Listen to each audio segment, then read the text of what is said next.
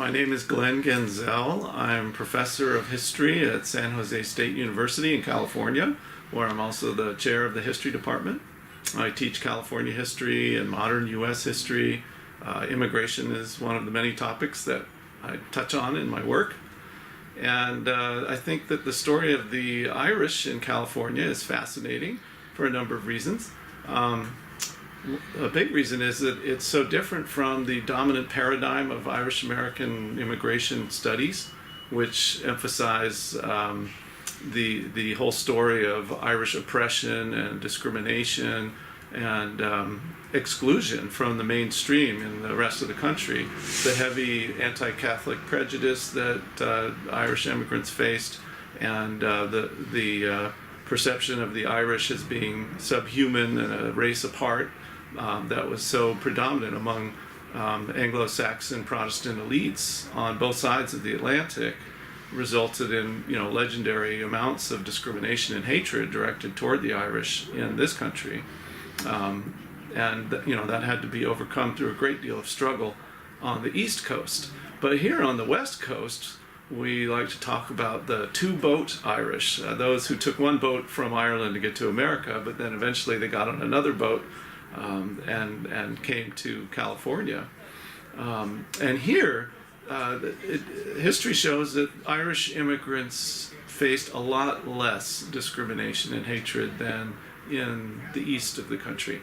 And there's kind of a happy reason and a sad reason for that. The happy reason is that they simply had strength in numbers, and they had status as one of many different, incredibly diverse migrations that came starting in the California Gold Rush from all over the world. And when you're just one of many, and a substantial part of that, then the tendency of the mainstream elite to focus their ire and prejudice on you is diminished. There was an incredibly diverse migration that came to California from 1848 onwards from the discovery of gold, which coincided, of course, with the famine. So it was natural that a lot of Irish would end up, in California, where so many people were going at the time. But even as the decades rolled on into the later in the 19th century, the Irish held steady at about 10% of the population, the non-Indian population of California, and that was not even including the Irish-descended immigrants who came from Australia and from England as well. So there was a very substantial Irish presence, and the main city in California, San Francisco, was predominantly Catholic, largely due to Irish and some German immigration as well. So, as opposed to the paradigm of exclusion that the Irish faced on the East Coast, on the West Coast, it was more like dominance, or at least acceptance, where, Irish priests were prominent in political and social affairs. Church hierarchy controlled a lot of schooling for youth in the city, and Irish politicians excelled, just like elsewhere, but especially in San Francisco too. And Irish businessmen were able to rise unimpeded through the ranks, with the gold rush being a wide open period where the field was fair for all to play, and quite a number of Irish businessmen succeeded in establishing great fortunes. And later with the Silver Rush, the four biggest millionaires, known as the Irish Silver Kings, were all Irishmen or of Irish descent. And they built great mansions in the city and endowed enormous fortunes, that are still prominent to this day. So the happy side of the story is the Irish were able to achieve acceptance, success, and even a measure of power in California to a greater degree than in other parts of the country, right? But the sad part of the story is that they were able to do that in large part by leading the charge of anti-Chinese hatred. And this became a characteristic reaction to immigration in California in the 19th century that distinguished the state to the rest of the nation, and tarnished its reputation too, because of course there were hardly any Chinese in other states, and they regarded California's reaction to them as bizarre and unhospitable.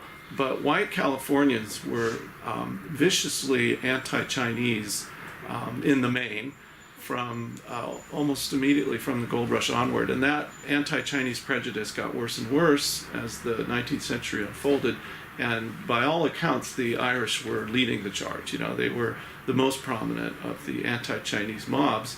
And indeed, the leading demagogue of the anti-Chinese movement in the late 1870s was Dennis Carney, an Irish immigrant, small businessman, who was a famous orator, apparently great, powerful orator, who was able to stir enormous mobs of unemployed workers in the depressed 1870s in San Francisco, and got them all worked up to attack Chinatown with torches and clubs, with his motto, "The Chinese must go."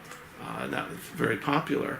And he was able to link the presence of the Chinese with the dominance of California's economy by a few rich railroad barons, who people resented as well. So it was sort of class and racist rhetoric at the same time. So, you know, just like the thesis that's been expounded a lot in recent years among historians, that the Irish were able to become white in the American context by, in at least one means, by establishing their racist credentials and being as racist towards African Americans as anybody else, and in that way could prove their whiteness. Likewise, in California, they were prominently racist towards Chinese immigrants, and in that way could prove their whiteness as well.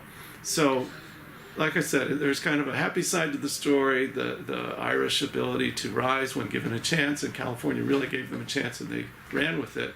But there's also the sad side of how much of that was structured on denigration of another group that was even more low paid and hated and excluded than the Irish themselves.